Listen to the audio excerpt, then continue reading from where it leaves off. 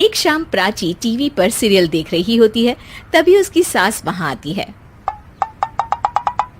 अरे सीरियल में तो ऐसे मग्न है जैसे आज रात का खाना पड़ोसी आकर बनाएंगे। मुझे पता ही नहीं था आपने अपने बेटे की शादी पड़ोस में भी की हुई है। हैं? मतलब? मतलब इस घर में सारा काम बहू ही करती है, आप तो सिर्फ खर्राटे मारती हैं। अच्छा जी, फिलहाल तो तुम आराम फरमा रही हो, चलो जाओ, ये मेरे टीवी देखने का समय है। आहा, इसीलिए मुझे भगाया जा रहा है। सॉरी, अब तो बिल्कुल नहीं जाऊंगी। प्राची की इस बात पर दोनों सास बहू के बीच टीवी रिमोट के पीछे बच्चों जैसे छीना झपटी शुरू हो जाती है, जिसके बीच श्लोक भी काम से घर वापस आ जाता है। हाँ, आज मेरी चूहे बिल्ली की जोड़ी किस बात पर झगड़ रही है? अरे तेरे बीवी मुझे टीवी ही नहीं देखने दे रही। अरे तुम्हारी मम्मी मुझे खाना बनाने के लिए फोर्स कर रही है। अरे वाह, ऐसे बेतुके रीजन पर तो बच्चे भी झगड़ा नहीं करते। अरे मुझे कुछ मत बोल, सब इसने ही शुरू किया है। हाँ हाँ, जैसे आप तो बहुत दूध की धूली है ना। अरे बस, दोनों चुप।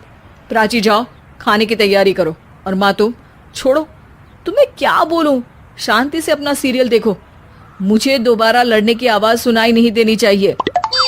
ऐसा बोलकर श्लोक वहां से चला जाता है, जिसके पीछे पीछे प्राची भी कुछ न कुछ बड़बड़ाते हुए रसोई में चली जाती है। हाँ हाँ, सासू जी को तो कुछ बोलेंगे ही नहीं, बस मुझ पर ही हुक्म चलता है, खाना बनाओ, जैसे मैं इनके घर में खाना बनाने के लिए आई हूँ।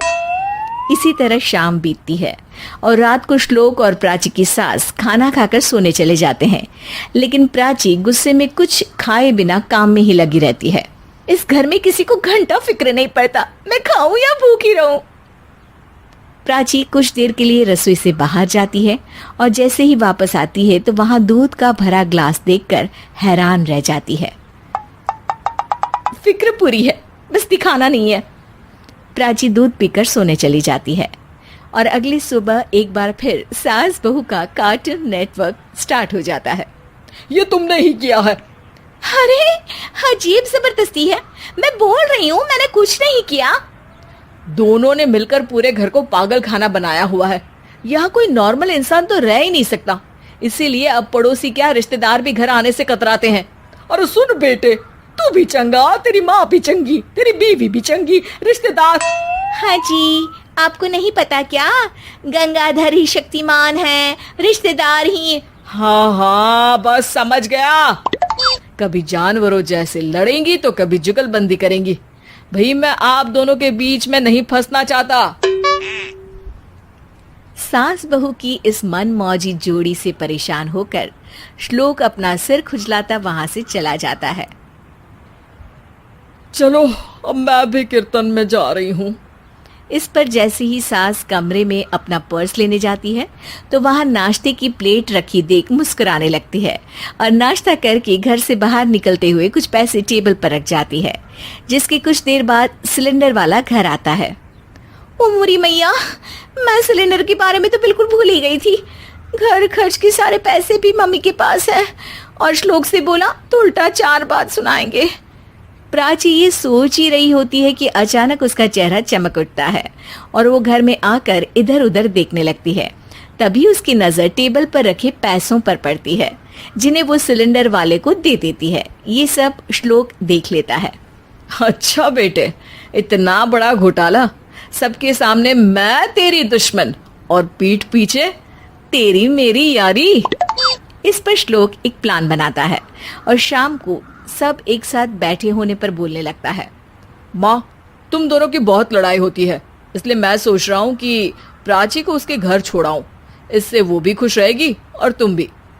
अचानक श्लोक की ये बात सुनकर सास बहू शौक से उसकी तरफ देखती हैं। अरे ऐसे कैसे घर छोड़ाओगे, मुझे कहीं नहीं जाना। अरे तुमने बोला नहीं पर मैंने सुन लिया, तुम्हें मम्मी के साथ रहना अच्छा नहीं लगता, मुझे पता है। अरे वो अरे, जब बहू खुद कुछ काम बोले तो वो तुझे सुनता नहीं, और अब जो इसने बोला ही नहीं वो तू समझ गया। जब उसे नहीं जाना तो फिर जबरदस्ती क्यों कर रहा है? अच्छा, फिर आपको मौसी के घर छोड़ाता हूँ, बस अब आप दोनों एक घर में एक छत के नीचे नहीं रह सकती। मैं इस टॉम एंड जेरी की जोड़ी को और नहीं झेल सकता। है? ऐसे कैसे नहीं रह सकते? तुम्हें इतनी दिक्कत है तो तुम्हारा बोरिया बिस्तर पैक कर देती हूँ, लेकिन मम्मी जी कहीं नहीं जाएंगी। बिल्कुल यही सुनना था मुझे। अगर दोनों में इतना ही प्यार है फिर हर वक्त ये लड़ाई का नाटक क्यों करती हो? देखा मैंने कैसे माँ किचन में दूध रखती है और तुम उनके लिए कमरे में नाश्ता रखती हो, और कैसे वो पहले ही तुम्हारी दिक्कत समझकर घर में पैसे रखकर बाहर जाती है। अरे भाई, इतना ड्रामा तो डेली सोप में भी नहीं होता जितना तुम दोनों ने इस घर में फैलाया हुआ है। तू हमें टॉम एंड जेरी बोलता है ना, तो याद कर वो दोनों भी एक दूसरे को बाहर वालों की बुरी नजर से बचाने के लिए हमेशा सबके सामने लड़ते थे, लेकिन अकेले में दिक्कत के समय मदद भी तो करते थे। बस हमारा रिश्ता भी कुछ ऐसा ही है।